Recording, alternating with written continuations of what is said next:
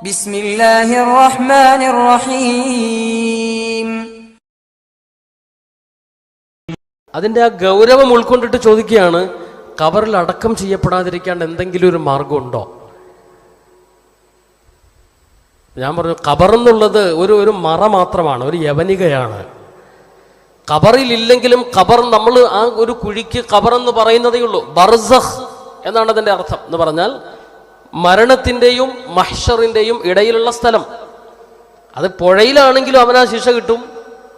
അവൻ്റെ ഭസ്മമാക്കി ശരീരം മുഴുവനും ധൂളികളാക്കി പുഴയിലും കടലിലും വനത്തിലുമൊക്കെ എറിഞ്ഞു കളഞ്ഞാലും അവൻ ഖബർ ശിക്ഷ അവനുണ്ട്. ആത്മാവാണ് ശിക്ഷ അനുഭവിക്കുക. ശരീരത്തിൻ്റെ സാന്നിധ്യത്തോടെ വേറൊരു ശരീരത്തിൽ, അതായത് ആത്മാവിന് പറ്റിയ ഒരു ശരീരത്തിൽ അള്ളാഹു ആത്മാവിനെ നിക്ഷേപിക്കുമെന്നാണ് കിതാബ് റൂഹിലൊക്കെ അതിനെക്കുറിച്ച് വിശദീകരിച്ച് പറയുന്നുണ്ട്. ഈ ബോഡിയല്ല, ഈ ബോഡി തീരും. ആത്മാവിന് പറ്റിയ ഒരു ബോഡിയിൽ ആത്മാവിനെ നിക്ഷേപിച്ചിട്ട് അള്ളാഹു ശിക്ഷിക്കുമെന്നാണ്. അപ്പൊ അതിന് ഖബർ വേണമെന്നില്ല. ഖബർ നമുക്ക് മനസ്സിലാക്കാൻ വേണ്ടി പറയുന്നേ ഉള്ളൂ. ഖബർ നമുക്ക് മനസ്സിലാകാൻ വേണ്ടി പറയുന്ന രൂപം. ഖബറിലെ രംഗങ്ങളൊക്കെ മറ്റുള്ളവർക്ക് തിരിഞ്ഞുകൊള്ളണമെന്നില്ല. ഇപ്പൊ ഖബറിൽ ശിക്ഷയുണ്ടെന്ന് പറഞ്ഞു. നമ്മൾ ഖബർ മാന്തി നോക്കിയാൽ 99 തലയുള്ള പാമ്പ് നിസ്കാരത്തിൽ അലസത കാണിക്കുന്നവരെ ഖബറിൽ ഏൽപ്പിക്കുമെന്നും, ഷുജാഉൽ അഖ്റ, കഷണ്ടിക്കാരനായ പാമ്പെന്നാണ് അവന്റെ പേരെന്നൊക്കെ ഹദീസിലൂടെ കാണാം. ഷുജാഉ അഖ്റ, കഷണ്ടിയുള്ള പാമ്പ്. സ്കരിക്കാത്തവരെ അവരുടെ ഖബറിൽ കൊത്താൻ വേണ്ടി അള്ളാഹു ഏൽപ്പിക്കുന്ന പാമ്പ. പക്ഷെ ഒരു നിസ്കാരമില്ലാത്ത ഒരാളുടെ ഖബർ തുറന്നു നോക്കിയാൽ നമുക്കത് കാണൂല, പാമ്പിനെ കാണൂല എന്ന് കരുതി അങ്ങനെ സംഭവം ഇല്ലെന്ന് പറഞ്ഞ് നമുക്ക് നിഷേധിക്കാൻ പറ്റുമോ? പറ്റില്ല. മനസ്സിലാക്കാൻ വേണ്ടി ഒരു ഉദാഹരണം പറയാം. നമ്മൾ TV-യുടെ മുമ്പിൽ ഇരുന്ന് റിമോട്ട് നമ്മുടെ കയ്യിൽ വെച്ച് ഓരോ കാര്യങ്ങളിൽ കണ്ടുകൊണ്ടിരിക്കുന്നു. വാർത്ത കാണുന്നു, സിനിമ കാണുന്നു, സീരിയൽ കാണുന്നു, മറ്റെന്തെങ്കിലുമൊക്കെ പ്രോഗ്രാമുകൾ കാണുന്നു, അമേരിക്ക കാണുന്നു, ഇംഗ്ലണ്ട് കാണുന്നു, കേരളം കാണുന്നു, തമിഴ്നാട് കാണുന്നു, തമാശ കാണുന്നു, ദുഃഖം കാണുന്നു, സ്റ്റണ്ട് കാണുന്നു, ഒക്കെ കാണുന്നു. ഇത് കാണുന്നതനുസരിച്ച് കാണുന്ന വ്യക്തിയുടെ മുഖഭാവത്ത് വ്യത്യാസം വന്നുകൊണ്ടിരിക്കും അല്ലേ? TV-യുടെ പിറകി നിൽക്കുന്ന ഒരാള്, TV കണ്ടുകൊണ്ടിരിക്കുന്ന ആൾ, ഇയാൾ കുറച്ചു നേരമായിട്ട് ചിരിച്ചുകൊണ്ടിരിക്കുന്നു, കുറെ നേരം ഇയാളുടെ നിന്ന് കരയുന്നു, കുറെ നാൾ കഴിയുമ്പോൾ ആ സ്റ്റണ്ടൊക്കെ കാണുമ്പോൾ, ഫുട്ബോളൊക്കെ കാണി ആവേശം കൊള്ളുന്നു, പല നിലയിലും ആവേശം കൊള്ളുന്നു, കരയുന്നു, ചിരിക്കുന്നു, പല പ്രതി. പുറകെ നിൽക്കുന്ന ആൾക്ക് ഇതൊന്നും മനസ്സിലാവൂല. കാരണം ഇത് ഇയാളും ഈ TV-യും തമ്മിലുള്ള ഒരു ബന്ധമാണ്. അപ്പൊ ഇയാൾ അമേരിക്ക കാണുന്നുണ്ട്, ഇംഗ്ലണ്ട് കാണുന്നുണ്ട്, ഇവിടെ ഇരുന്നോണ്ടേ കേരളം കാണുന്നുണ്ട്, പല സ്ഥലങ്ങളും ഇയാൾ മുമ്പിൽ ഇരുന്നുകൊണ്ട് കാണുകയാണ്. അപ്പൊ പുറകെ നിൽക്കുന്ന ആൾ ഇതൊന്നുമില്ല, ഞാനിപ്പോ ഇംഗ്ലണ്ട് കണ്ടെന്ന് പറഞ്ഞാൽ അയാൾ വിശ്വസിക്കോ? അമേരിക്ക കണ്ടെന്ന് പറഞ്ഞാൽ അയാൾ വിശ്വസിക്കോ? ഇയാൾ നേരിട്ട് കണ്ടുകൊണ്ടിരിക്കുക, ഇയാൾ കണ്ട ഭാഗങ്ങളായിരിക്കും നേർക്ക് നേരെ എന്ന് പറഞ്ഞതുപോലെ ഖബറിൽ ഒരവസ്ഥ നടക്കുന്നു. ഇത് പുറത്തു നിൽക്കുന്നവർക്ക് മനസ്സിലാവില്ല. റൂഹുമായിട്ടുള്ള ഒരു ബന്ധമാണ്. ഖബർ തുറന്നു നോക്കിയാൽ കാണുന്ന കാര്യമല്ലത്. അത് പ്രത്യേകമായ ഒരു അകത്ത്. ഇപ്പോൾ ഉദാഹരണത്തിന് വേറൊരു ഉദാഹരണം പറയാം. കാറ്, പൊരിഞ്ഞ വെയിലത്തൊരു കാറ് നമ്മുടെ ടൈൽസിൽ കിടക്കാൻ മുറ്റത്ത്, അതിനകത്തൊരാൾ AC ഇട്ടിങ്ങനെ സുഖമായിട്ടിരിക്കുന്നു. വേറൊരാൾ AC ഇല്ലാതെ അതേപോലത്തെ ഒരു കാറിലിരിക്കുന്നു. അതേപോലത്തെ ഒരു കാറ് തൊട്ടടുത്ത് പാർക്ക് ചെയ്യുന്നു, AC ഇല്ല, കാറ് നിർത്തിയിട്ടിരിക്കുകയാണ്, ഗ്ലാസ് ഒക്കെ കയറ്റിയിട്ടിരിക്കുന്നു. അയാളിരുന്ന് ആകെ ബേജാറാവുന്നു, എരിവര് കൊള്ളുന്നു. ഇയാൾ വളരെ കൂളായിട്ടാണ് തിരിക്കുന്നു. രണ്ടുപേരും ഇരിക്കുന്നത് കാറിലാണ്. പുറത്ത് നിന്ന് നോക്കുന്ന ഒരാൾക്ക് ഒരാളുടെ ഭീകരാവസ്ഥയും ഒരാൾ വളരെ കൂളായിട്ടിരിക്കുന്നതുമായിട്ടാണ് കാണുക. എന്ന് പറഞ്ഞതുപോലെ ഖബർ എല്ലാവരുടെയും ഒരുപോലെയാണ്.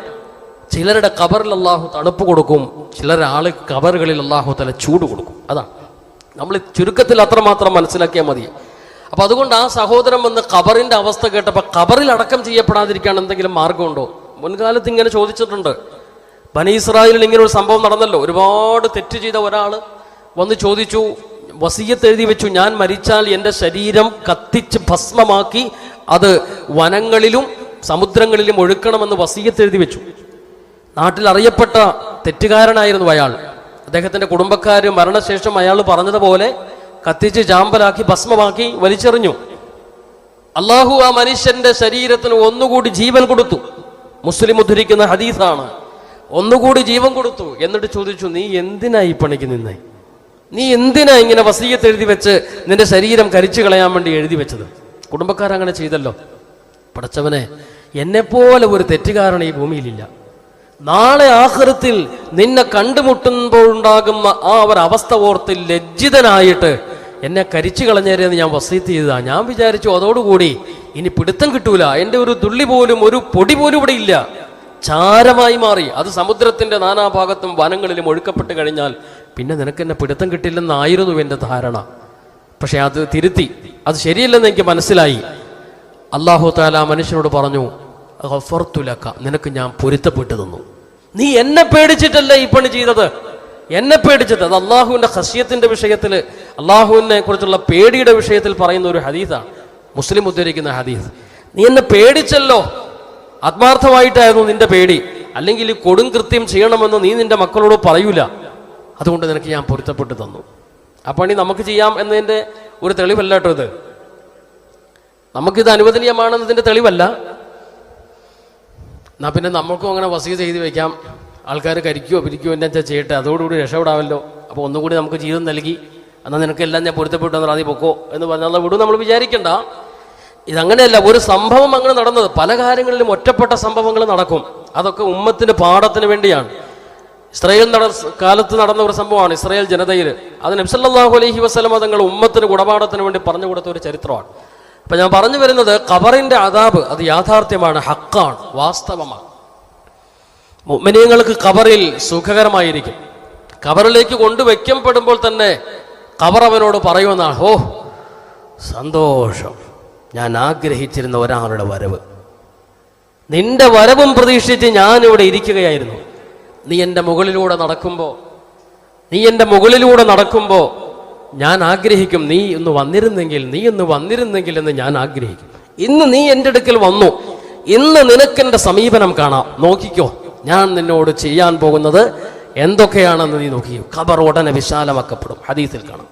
ഖബർ ഉടൻ തന്നെ വിശാലമാകും, കണ്ണെത്താ ദൂരത്തിൽ, നോക്കിയാൽ കാണാൻ കഴിയില്ല, അത്ര ദൂരത്തിൽ. നമുക്കത് മനസ്സിലാവില്ല, നമ്മുടെ മുമ്പിൽ ഇടുങ്ങിയ ഖബറാണ്. പക്ഷെ അള്ളാഹുവിന്റെ റസൂൽ പറയുന്നു, കണ്ണെത്താ ദൂരത്തിൽ അതങ്ങോട്ട് വിശാലമാക്കപ്പെടും. അപ്പോൾ തന്നെ അവന് സമാധാനമായി. ചുറ്റുഭാഗത്തും അവന്റെ നിസ്കാരം, നോമ്പ്, സക്കാത്ത്, സദഖ, ഹജ്ജ്, ഉംറ, തിലാവത്ത്, ദിക്ർ, ഇതൊക്കെ അവന്റെ പരിസരത്ത് അവനെ സംരക്ഷിക്കാൻ അള്ളാഹ് ചുമതലപ്പെടുത്തിയിരിക്കുന്ന അവന്റെ പരിസരത്ത്. അപ്പോൾ തന്നെ അവന് സന്തോഷമായി. എന്നിട്ടോ അള്ളാഹു പരിശുദ്ധ ഖുർആനിലൂടെ പറഞ്ഞു, സ്വർഗത്തിൽ നിന്നും ഒരു ചാനൽ അവന്റെ ഖബറിലേക്ക്, ഗുദുവം വഅശിയ എന്നാണ് ഖുർആനുള്ളത്. ഗുദുവം വഅശിയ, രാവിലെയും വൈകുന്നേരവും അവന്റെ ഖബറിലേക്ക് സ്വർഗത്തിന്റെ ഒരു ചാനൽ വെച്ച് കൊടുക്കും. ഇതാണ് നിനക്ക് പോകാനുള്ള സ്ഥലം, ഇതാ. രാവിലെയും വൈകുന്നേരവും സ്വർഗവും സ്വർഗത്തിന്റെ അനുഭൂതികളും, സ്വർഗത്തിൽ ഇങ്ങനെ സ്വർഗഹൂറാനുകൾ ഇവനെ പ്രതീക്ഷിച്ചിരിക്കുന്നതുമൊക്കെ രാവിലെയും വൈകിട്ടും ഇവന്റെ മുമ്പിൽ പ്രദർശിപ്പിക്കപ്പെടും. ഗുദുവം വഅശിയ. അപ്പോൾ തന്നെ അവൻ ആനന്ദമായി, സന്തോഷമായി. ഖബറിൽ കിടക്കുന്നത് നേരം പോക്കായി. നമ്മൾ ദുആ ചെയ്യാറുള്ള അല്ലാഹുമ്മ ആനിസ് വഹ്ശതഹു, അല്ലാഹുമ്മ ആനിസ് വഹ്ശതഹു, പടച്ചവനെ തന്നെ കിടക്കുകയാണ് എൻ്റെ ഉപ്പ, തന്നെ ആരുമില്ല. ആനിസ്, നീ ഒരു നേരം പോക്ക് കൊടുക്കണേ പടച്ചവനെ, അതാ അതിൻ്റെ അർത്ഥം. ആനിസ് വഹ്ശതഹു, നേരം പോക്ക് കൊടുക്കണേ, ആ ഏകാന്തത മാറ്റി കൊടുക്കണേ പടച്ചവനെ എന്നാ അതിൻ്റെ അർത്ഥം. അപ്പൊ ഈ സ്വർഗത്തിന്റെ കാഴ്ചകളൊക്കെ അള്ളാഹു കാണിച്ചു കൊടുത്ത് ആ ഏകാന്തത അള്ളാഹു തല മാറ്റിക്കൊടുക്കും. എന്നിട്ട് സ്വർഗവാസികളായ നല്ല മനുഷ്യരെ ഖബറിലേക്ക് വെക്കുമ്പോൾ അള്ളാഹുവിന്റെ ഭാഗത്ത് നിന്ന് തന്നെ ഒരു വെളിയാളം ഉണ്ടാകുമെന്നാണ്, മലക്കുകൾ വിളിച്ചു പറയപ്പെടുമെന്നാണ്. അഫരിശൂഹു മിനൽ ജന്ന വഅൽബിസൂഹു ലിബാസം ഫിൽ ജന്ന മിനൽ ജന്ന. സ്വർഗത്തിൽ നിന്നുള്ള വിരിപ്പ് ആ മണ്ണിൽ അവന് വിരിച്ചു കൊടുക്കണം. സ്വർഗത്തിൽ നിന്നുള്ള വിരിപ്പ് ആ മണ്ണിൽ അവന് വിരിച്ചു കൊടുക്കണം. അവൻ വീട്ടിൽ സർവ്വവിധ സജ്ജീകരണങ്ങളും സൗകര്യങ്ങളും ഒക്കെ ഉണ്ടായിട്ട് വിരിപ്പ് മാറ്റിവെച്ച് പള്ളിയിൽ വന്ന് കിടന്നവനാണ്. പള്ളിയിൽ വന്ന് പടച്ചവന് വേണ്ടി, എനിക്ക് വേണ്ടി ഇഅ്തികാഫിരുന്നവനാണ്, പള്ളിയിൽ കിടന്നവനാണ്. അതുകൊണ്ട് അവനെ സാദാ മണ്ണിൽ കിടത്തരുത്. അഫരിശൂഹു മിൻ ലിബാസിൽ ജന്ന, മിൻ ഫിറാശിൽ ജന്ന, സ്വർഗത്തിന്റെ വിരിപ്പിൽ, പട്ടിൽ അവനെ കിടത്തണം. വഅൽബിസൂഹു മിൻ ലിബാസിൽ ജന്ന, സ്വർഗത്തിന്റെ വസ്ത്രം അവന് അണിയിക്കപ്പെടണം. വഫ്തഹൂ ലഹു ബാബം മിൻ അബ്വാബിൽ ജന്ന, സ്വർഗത്തിന്റെ ഒരു കവാടം അവന്റെ ഖബറിലേക്ക് തുറന്നു കൊടുക്കണം. അല്ലാഹു അത്തരക്കാരിൽ നമ്മളെ പെടുത്തട്ടെ. സ്വർഗത്തിന്റെ വാതിൽ അവന്റെ ഖബറിലേക്ക് തുറന്നു കൊടുക്കണം. എന്തൊരു സുഖകരമായിരിക്കും. അള്ളാന്റെ ഹബീബ് പറയുന്നു, സ്വർഗത്തിന്റെ പരിമളം അവന്റെ ഖബറിലേക്ക് ഇങ്ങനെ വീശിക്കൊണ്ടിരിക്കും, ഖബറിലേക്ക് വീശിക്കൊണ്ടിരിക്കും. പിന്നെ ഖബർ അമർത്തുന്നത് എങ്ങനെയാണ്? അള്ളാന്റെ റസൂല് പറയുകയാണ്, ഒരുപാട് നാളുകളായി, ദീർഘനാളുകളായി തന്റെ പ്രിയപ്പെട്ട മോൻ നാടുവിട്ടു പോകുന്നു, നാടുവിട്ട് അകന്നു പോയിരിക്കുകയാണ്. വർഷങ്ങൾക്കൊടുവിൽ തന്റെ ഉമ്മയെ തേടി, ഉമ്മയെ അന്വേഷിച്ചുകൊണ്ട് തന്റെ വീട്ടിലേക്ക് വന്നു കയറുന്ന പൊന്നുമോനെ കാണുമ്പോ സർവ്വതും മറന്ന് ഉമ്മ കെട്ടിപ്പുണരുന്നത് പോലെ ഈ ഖബറിലേക്ക് ഈ മുഅ്മിനായ മനുഷ്യൻ ചെന്നു ചേരുമ്പോ ഖബർ അവനെ കെട്ടിപ്പുണരുമെന്ന് മുഹമ്മദ് മുസ്തഫ. അതാണ് മുഅ്മിനിനെ അമർത്തുമെന്ന് പറഞ്ഞാൽ അതിന്റെ അർത്ഥം. എല്ലാവരെയും ഖബർ അമർത്തും.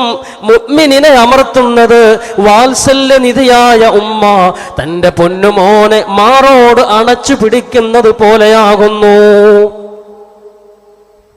എന്നാൽ സത്യനിഷേധികളെ അമർത്തുന്നതിനെ കുറിച്ച് മുത്തുനബി പറഞ്ഞു, ഒരു മുട്ട കൈവെള്ളയിൽ ഉയർത്തിപ്പിടിച്ചിട്ട് കൈവെള്ളയ്ക്ക് മുകളിൽ ഒരു കരിങ്കല്ല് വെച്ചിട്ട് അതിന് മുകളിൽ മുട്ട നാട്ടി നിർത്തുകയും മറ്റേ കയ്യിൽ, വലത് കയ്യിൽ ഒരു കരിങ്കല്ല് വെച്ചു, രണ്ട് കരിങ്കല്ലുകൾക്കിടയിൽ മുട്ട അമർത്തിയാൽ അത് അമർന്നു പോകും പോലെ ഖബർ ഒരു സത്യനിഷേധിയെ അമർത്തുമെന്ന് മുഹമ്മദ് മുസ്തഫ.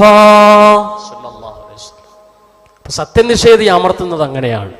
ഒരു മുട്ട രണ്ട് കരിങ്കല്ലുകൾക്കിടയിൽ വെച്ച് അമർത്തിയ എന്തായിരിക്കും അവസ്ഥ? അങ്ങനെയാണ് അള്ളാഹുവിനെ അനുസരിക്കാത്തവരെ ഖബർ അമർത്തുക. മുഅ്മിനീങ്ങൾക്ക് രക്ഷയാണ്, അവർക്കൊരു പ്രശ്നമില്ല. ചോദ്യം ചോദിക്കാൻ വേണ്ടി രണ്ട് മലക്കുകളും വരും. അവരുടെ ഭീകര രൂപമാണല്ലോ, വല്ലാത്തൊരു ഭീകര രൂപമാണ് അവരുടെ രൂപം. മലക്കാനി അസ്വദാനി അസ്റഖാനി ശഅറുഹുമാ യസ്ഹബുഹു റിജ്ലാനി മലക്കാനി അസ്വദാനി അസ്റഖാനി. രണ്ട് മലക്കുകൾ ഖബറിലേക്ക് കടന്നു വരും. അസ്വദാൻ കറുത്ത രൂപമാകുന്നു, അസ്റഖാനി നീല കണ്ണുള്ളതാകുന്നു. നീല കണ്ണുള്ള വെട്ടിത്തിളങ്ങുന്ന പ്രകാശത്തോടെ ഖബറിന്റെ ഭിത്തി വകഞ്ഞു മാറ്റി മുന്നിലേക്ക് വരും രണ്ട് മലക്കുകൾ. മുൻകർ നകീർ അലൈഹിമസ്സലാം. ശഅറുഹുമാ, ഈ രണ്ട് മലക്കുകളുടെ മുടി, യസ്ഹബുഹുൽ റിജ്ലാനി, കാൽപാദം വരെ പിറകോട്ട് ചീകിയിടും. മുടി മുഴുവനും വലിച്ചുകൊണ്ടാണ് ഖബറിലേക്ക് വരുന്നത്. എന്തായിരിക്കും ആ രൂപം? മുടി പുറകേക്ക് വകഞ്ഞിട്ടുകൊണ്ട്, പിറകിലൂടെ മുടി വലിച്ചുകൊണ്ട് അവന്റെ ഖബറിന്റെ ഭിത്തി വകഞ്ഞു മാറ്റി നീലക്കണ്ണുകളോടെ, ഇടിവാള് വെട്ടുന്ന ശബ്ദത്തോടെ, പ്രകാശത്തോടെ അവന്റെ മുമ്പിലേക്ക് കടന്നു വരും രണ്ട് മലക്കുകൾ. കറുകറുത്ത രൂപം, അസ്വദാനി. ഇതൊക്കെ സംഭവിക്കാൻ പോകുന്ന യാഥാർത്ഥ്യങ്ങളാണ്.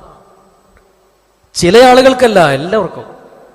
മലക്കുകൾ ചോദ്യം ചെയ്യാൻ പറ്റാത്ത ഒരു ഖബറും ഇല്ല, വരും. ചിലർക്ക് ചോദ്യം എളുപ്പമായി കിട്ടും, ചിലർക്ക് കടുപ്പമായി മാറും. ഇവർ വന്ന് ചോദ്യങ്ങൾ ചോദിക്കും. ആദ്യത്തെ ചോദ്യം രണ്ടാമത്തെ ചോദ്യമൊക്കെ നമുക്കറിയാം, ഞാൻ അതിലേക്ക് പോയെന്നില്ല, പോയാൽ നമ്മുടെ വിഷയം അവിടെ എത്തൂല. അപ്പൊ അവർ വന്ന് ചില ചോദ്യങ്ങൾ ചോദിക്കും. ഇടിമുഴക്കമാണ് അവരുടെ ശബ്ദം, ഇടിവാള് പ്രകാശിക്കുന്നത് പോലെയാണ് അവരുടെ കണ്ണ് വെട്ടിത്തിളങ്ങുന്നത്. അവർ വന്നിട്ട് സത്യവിശ്വാസികളോടും ചോദിക്കും, സത്യനിഷേധികളോടും ചോദിക്കും. അവരുടെ കണ്ണിൽ നിന്ന് അടിക്കുന്ന ഈ ജ്വാല, ഈ പ്രകാശം കാണുമ്പോൾ തന്നെ ജനങ്ങൾ അരണ്ട് ഭയവിഹ്വലരായി വീഴും. എന്നാൽ ഈ പ്രകാശത്തെ കുറിച്ച് മുത്തുനബി പറയുകയാണ്, മുഅ്മിനീങ്ങൾക്ക് അവരുടെ കണ്ണിലേക്ക് മലക്കിന്റെ ഈ പ്രകാശം അടിക്കുമ്പോ, മലക്കുകളുടെ ശബ്ദം അവർ കേൾക്കുമ്പോ കണ്ണിൽ സുറുമയിടുന്ന ആനന്ദമാണ്. കണ്ണിൽ സുറുമയിടുന്ന ആനന്ദമാണ്. മുഅ്മിനീങ്ങൾക്ക് മലക്കുകളുടെ ശബ്ദം കേൾക്കുമ്പോൾ മറ്റുള്ളവർക്ക് ഇടിനാദം പോലെ കേൾപ്പിക്കപ്പെടും. മുഅ്മിനീങ്ങൾക്കോ കണ്ണിൽ സുർമയിടുമ്പോൾ ഒരു തണുപ്പും ഒരു സുഖവും ചെറിയൊരു പുകച്ചിലും ഒരാനന്ദമാണത്. അതായിരിക്കും യഥാർത്ഥത്തിൽ മുഅ്മിനീങ്ങൾക്ക് അനുഭവപ്പെടുക. അപ്പൊ ഇതാണ് ഖബർ. നമുക്കതിനെക്കുറിച്ച് കേൾക്കാനോ ചിന്തിക്കാനോ വല്ല സമയമുണ്ടോ? നമ്മളെപ്പോഴും ദുനിയാവിനെ കുറിച്ചുള്ള തിരക്കിലാണ് ഞാനും നിങ്ങളും. എങ്ങനെ വികസിപ്പിക്കാം, ഇതൊന്നുകൂടി എങ്ങനെ വലുതാക്കാം, അതിനെക്കുറിച്ചുള്ള ഓട്ടപ്പാച്ചിലും തിരക്കിലും ഒക്കെയാണ് നമ്മൾ. എപ്പോഴാണ് നമ്മുടെ അന്ത്യം തീരുന്നതെന്ന് അറിഞ്ഞുകൂടാ. ഖബർ എല്ലാ ദിവസവും വിളിച്ചു പറഞ്ഞുകൊണ്ടിരിക്കുകയാണ്, അന ബൈത്തുത്തുറാബ്, അന ബൈത്തുത്തുറാബ്, ഞാൻ മണ്ണിന്റെ ഭവനമാണ്.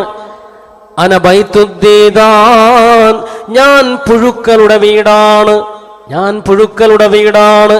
അന ബൈത്തുൽ ഉൽമാ, ഞാൻ ഇരുളിന്റെ വീടാണ്. അന ബൈത്തുൽ വഹ്ശ, ഞാൻ തന്നെ കിടക്കേണ്ട വീടാണ്.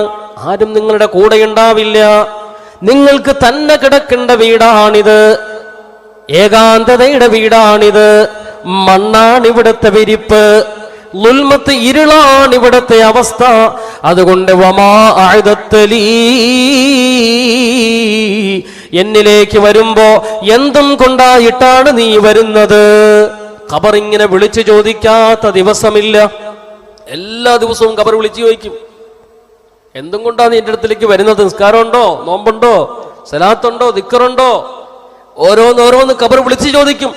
ഇവിടെ ഒരു രക്ഷയില്ലാട്ടോ, ഇവിടെ ഏകാന്തതയുടെ ഭവനമാണ്. അവിടെ ഒരു പാമ്പ് വന്നാൽ രക്ഷപ്പെടുത്താൻ വിളിച്ചാൽ ചുറ്റും കൂടി വരാൻ ആളുകളുണ്ട്. ഇവിടെ ആരുമില്ല, തന്നെ കിടക്കേണ്ട സ്ഥലമാണ്.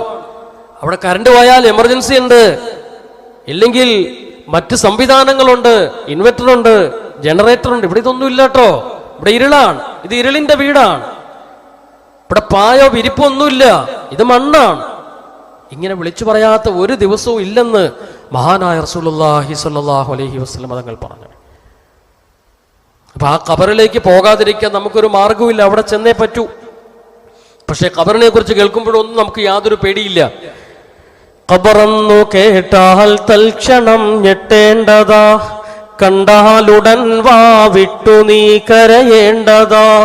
മെടയ്ക്കു പകരം മാളമാ സുബ്ഹാന, സുബ്ഹാന റബ്ബേ നാമതിൽ കഴിയേണ്ടതാ. ചിതലും പുഴുക്കളും താവളം പെരുത്തുണ്ടതിൽ, സന്തോഷമാണവകൾക്ക് നീ ചെല്ലുന്നതിൽ. പൊൻവന്ന കോമള മൃദുലമായ ശരീരമിൽ സമരത്തിലാണ് പരസ്പരം തിന്നുന്നതിൽ. കണ്ടോ, ചിതലും പുഴുക്കളും ഒക്കെയാണ് അവിടെയുള്ളത്. എവിടെന്നായി പുഴുക്കൾ വരുന്നതെന്നറിയോ? ഒരു മാമ്പഴം പഴുത്താൽ മാമ്പഴത്തിനകത്ത് പുഴു വരുന്നു. എവിടെന്നാ വരുന്നേ? മാവിന്റെ ചവിട്ടിൽ നിന്ന് കയറി കയറി കയറി മോളി വരിക അല്ല. ആ മാങ്ങ തിന്ന് ചീഞ്ഞ് നശിക്കാൻ വേണ്ടിയുള്ള പുഴുവിനെ മാമ്പഴത്തിനുള്ളിൽ സൃഷ്ടിക്കുന്ന റബ്ബ് നിന്റെ കൊഴുത്തു ചീർത്ത ശരീരത്തെ തിന്നാൻ ഈ ശരീരത്തിൽ നിന്ന് തന്നെ പുഴുക്കളെ സൃഷ്ടിക്കുമത്രേ. ഈ ശരീരം പുഴു തിന്നാനുള്ള ശരീരമാണ്. ഈ ശരീരം തിന്നാനുള്ള പുഴുക്കൾ ഖബറിന്റെ പുറത്ത് നിന്ന് വരുന്നതല്ല, ഇത് ശരീരത്തിൽ നിന്ന് തന്നെ വരുന്നതാണ്. ഓ, ഈ ശരീരത്തിൽ നിന്ന് തന്നെയാണ് പുഴു വരിക. നമ്മളെ തിന്നാനേ ഈ ശരീരത്തിൽ നിന്ന് തന്നെ പുഴുക്കളെ അല്ലാഹു തആല സൃഷ്ടിക്കും. മാമ്പഴം തിന്നാൻ അതിനുള്ളിൽ നിന്ന് പുഴുവിനെ സൃഷ്ടിച്ച റബ്ബ് ഈ ശരീരം തിന്ന് ചെയ്യാൻ ഈ ശരീരത്തിൽ നിന്ന് തന്നെ അല്ലാഹു തആല പുഴുക്കളെ സൃഷ്ടിക്കും. അപ്പൊ അതിൽ നിന്ന് ഒഴിഞ്ഞു മാറാൻ നമുക്ക് ആർക്കും കഴിയില്ല. പിന്നെ രക്ഷപ്പെടാനുള്ള സംവിധാനങ്ങൾ നമ്മൾ നോക്കുക, അവിടെ സുഖകരമായി മാറാനുള്ള സംവിധാനം നോക്കുക, എത്തിച്ചേരുക, അവിടെ പോയി കിടക്കുക എന്നുള്ളത് ഉറപ്പാണ്. അതിന് ചെല്ലുമ്പോൾ വലിയ പ്രശ്നങ്ങളില്ലാതെ പോകാൻ വേണ്ടിയുള്ള തയ്യാറെടുപ്പുകളാണ് ഇവിടെ നമ്മൾ നടക്കുന്നത്. അൽ ഖബറു അവ്വലു മൻസിലിൻ മിൻ മനാസിലിൽ ആഖിറ, പരലോകത്തേക്കുള്ള ഒന്നാമത്തെ ഇടമാണ് ഖബർ. അവിടെ രക്ഷപ്പെട്ടാൽ പിന്നെ അങ്ങോട്ട് രക്ഷപ്പെട്ടു, അവിടെ പരാജയപ്പെട്ടാൽ പിന്നെ അങ്ങോട്ട് പോയി. എത്ര വർഷം നമ്മൾ ഓർക്കും 4 ചോദ്യങ്ങൾ, മൻ റബ്ബുക, മൻ നബിയുക, ഒമാ ദീനുക, ഒമാ ഖിബ്ലത്തുക, ഒമാ ഇമാമുക. 5 ചോദ്യം. ഓ, അതിപ്പോ 10 മിനിറ്റ് കൊണ്ട് ചോദ്യം തീരും. അങ്ങനെയല്ല, അതൊക്കെ ആയിരക്കണക്കിന് വർഷങ്ങൾ നീളുന്ന ചോദ്യമാണ്. നമ്മൾ നേരത്തെ പറഞ്ഞില്ലേ 2 ദിവസം മുമ്പ് സൂറത്തുൽ കഹ്ഫിന്റെ ചില ആയത്തുകൾ ഓതിയിട്ട് പരലോകത്ത് പലർക്കും സമയദൈർഘ്യം അനുഭവപ്പെടുന്നത് പലതരത്തിലാണെന്ന് ഖുർആനിൽ അല്ലാഹ് പ്രതിപാദിച്ച 2 സംഭവങ്ങൾ സാക്ഷി നിർത്തി നമ്മൾ പറഞ്ഞില്ലേ. ചില ആളുകൾക്ക് ഒരു ദിവസം 50,000 വർഷത്തിന്റെ ദൈർഘ്യം അനുഭവപ്പെടും. ഒരാൾക്ക് ഒന്ന് കിടന്ന് ഉറങ്ങി എഴുന്നേറ്റതിന്റെ സമയദൈർഘ്യമേ അവർക്ക് അനുഭവപ്പെടൂ എന്ന് ഖുർആന്റെ ആയത്തുകളിലൂടെ നമ്മൾ പഠിച്ചു. അപ്പൊ അത് തന്നെയാണ് ആഖിറത്തിൽ ഖബറിലും സംഭവിക്കാൻ പോകുന്നത്. സൂറെന്ന കാഹളത്തിൽ ഊതുമ്പോൾ എല്ലാവരും ഇങ്ങനെ ഉറങ്ങിക്കിടക്കുകയായിരിക്കും. പുനർജന്മത്തിന്റെ സമയത്ത് ആരാണ് ഉറക്കത്തിൽ നിന്ന് ഞങ്ങളെ ഉണർത്തിയത്? ഞങ്ങൾ ഇവിടെ സുഖമായിട്ട് കിടന്നുറങ്ങുകയായിരുന്നല്ലോ. ഖാലൂ മൻ ബഅസനാ മിൻ മർഖദിനാ, സൂറത്ത് യാസീൻ. ആരാ ഈ കുഴിമാടത്തിൽ നിന്ന് ഞങ്ങളെ തട്ടി ഉണർത്തിയത്? എന്തോ ഒരു ശബ്ദം കേട്ടല്ലോ എന്ന് പറഞ്ഞാൽ മുഅ്മിനീങ്ങൾ എഴുന്നേൽക്കുക. അവർക്ക് ഉറക്കം മതിയായിട്ടില്ല. കാരണം അവരെ കിടത്താൻ നേരത്തെ മലക്ക് പറഞ്ഞെന്താണെന്നറിയോ? നം കനൗമത്തിൽ അറൂസ്, പുതിയാപ്പിള ഉറങ്ങുന്ന പോലെ ഉറങ്ങിക്കോട്ടോ, നമ്മൾ നേരത്തെയും പറഞ്ഞിട്ടുള്ളതാണ്.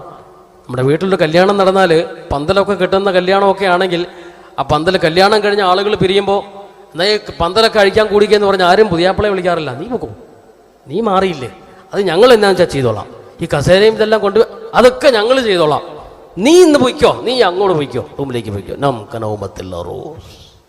അതാണ് ഇവിടെ റസൂലുള്ളാഹി തങ്ങൾ പറഞ്ഞത്, നീ പുതിയാപ്പിള ഉറങ്ങുന്ന പോലെ ഉറങ്ങിക്കോ, നിനക്കൊരു ടെൻഷനും വേണ്ട, ഇവിടുത്തെ കാര്യങ്ങളൊക്കെ ഞങ്ങൾ നടത്തിക്കൊള്ളാം എന്ന് പറഞ്ഞുകൊണ്ട് സമാധാനത്തോടെ നമ്മൾ പറഞ്ഞുവിടുന്നതാണ് അതിന്റെ സൂചന. അപ്പൊ ഖബറിൽ മുഅ്മിനീങ്ങൾക്ക് ആ ഒരു അവസ്ഥയാണ്, നല്ല അവസ്ഥയായിരിക്കും.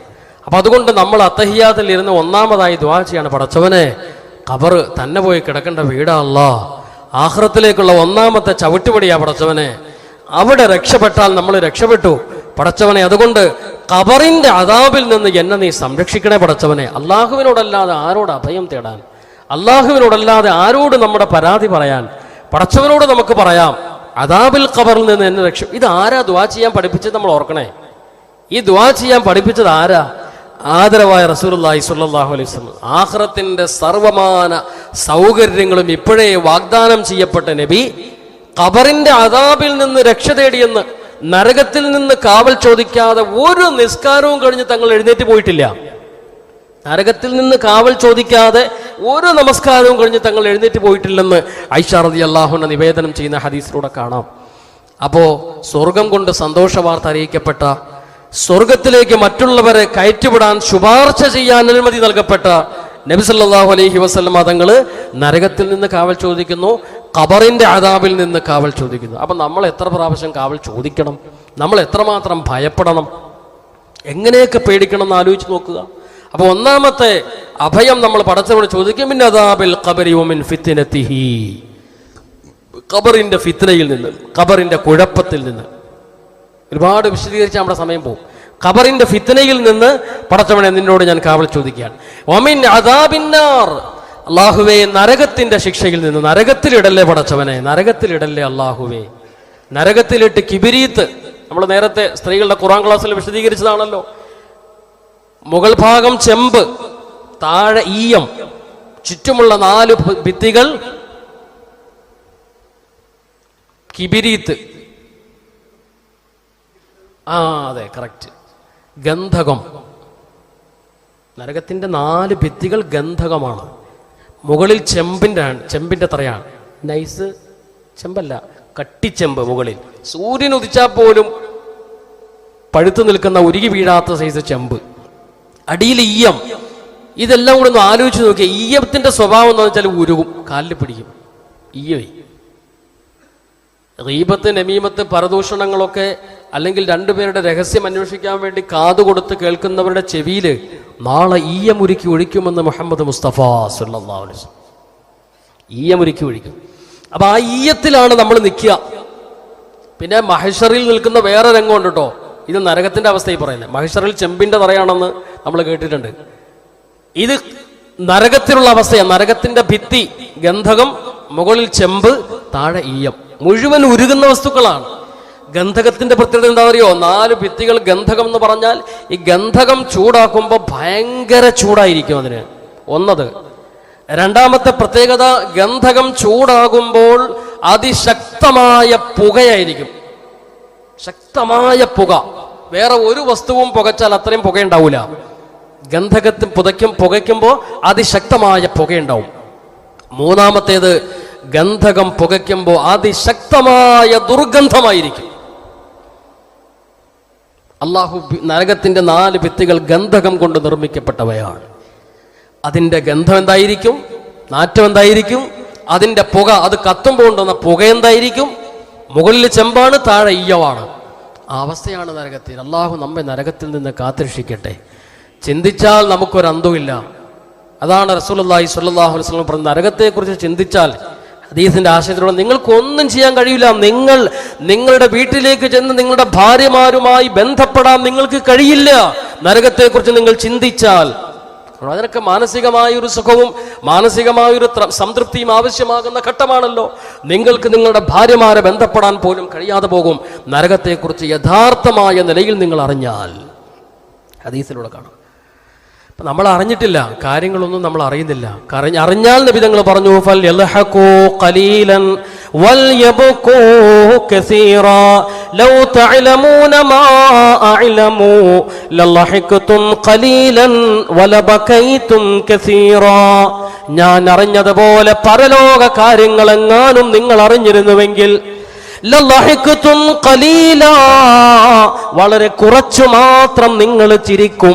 വലബകൈതും കസീറാ, വളരെയേറെ നിങ്ങൾ കരയും. ഒരു ദിവസത്തെ നമ്മുടെ ജീവിതം എടുത്തു നോക്കിയാൽ ഏറ്റവും കൂടുതൽ കരച്ചിലാണോ ചിരിയാണോ? ചിരിയാണ്. നമുക്കെല്ലാം കളിയാണ്, തമാശയാണ്. ഇതൊക്കെ റൂഹ് പോയാൽ പിന്നെ തീർന്നു, അതോടുകൂടി തീർന്നു. എല്ലാം മറ്റുള്ളവരുടേതായി. പിന്നെ നമുക്കൊന്നുമില്ല. പിന്നെ നമ്മൾ ഈ ചെയ്തു കൂട്ടിയ നിസ്കാരം, നോമ്പ്, സ്വലാത്ത്, ദിക്ർ, സക്കാത്ത്, ഹജ്ജ്, ഉംറ, ഇതൊക്കെ ഉള്ളൂ. വേറെ ഒന്നും നമ്മൾ ഈ ചെയ്ത വേറെ ഒരുമിച്ച് കൂട്ടിയ ത്യാഗം ചെയ്ത, മറ്റുള്ളവരുടെ പിണക്കിച്ച് നമ്മൾ നമ്മുടെ സ്വന്തമാക്കി മാറ്റിയ, നമ്മുടെ കൈവശപ്പെടുത്തിയ ഇതൊന്നും ഗുണം ചെയ്യൂല. അവിടെ ഗുണം ചെയ്യുന്നത് നമ്മൾ ഈ ചെയ്തു കൂട്ടിയ നിസ്കാരം, അതിനെന്തെങ്കിലും ആത്മാർത്ഥതയുണ്ടെങ്കിൽ അത് ഗുണം ചെയ്യും. അപ്പൊ ഇവിടെ നമ്മൾ അള്ളാഹുവോട് കാവൽ ചോദിക്കുകയാണ്, പടച്ചവനെ ഈ കത്തിയാളുന്ന നരകത്തിലേക്ക് ഞങ്ങളെ ഇടല്ലേ പടച്ചവനെ. നരകത്തിന്റെ ശിക്ഷ താങ്ങാൻ ഞങ്ങൾക്ക് കഴിയൂല റബ്ബേ. അതുകൊണ്ട് നരകത്തിന്റെ ശിക്ഷയിൽ നിന്നും എന്നെ നീ ഈ ചിന്തയോടുകൂടി അത്തഹിയാത്ത് ഓടുന്നവൻ എങ്ങനെയാ തെറ്റ് ചെയ്യാൻ? അതാണ് ഞാൻ ആവർത്തിച്ച് പറയാ. ഇതൊക്കെ ചിന്തിച്ചുകൊണ്ട് ഈ ദുആ ഇങ്ങനെ ഉരുവിടുന്ന വ്യക്തിക്ക് തെറ്റിലേക്ക് പോകാൻ കഴിയോ? നന്മ ചെയ്യാതിരിക്കാൻ കഴിയോ?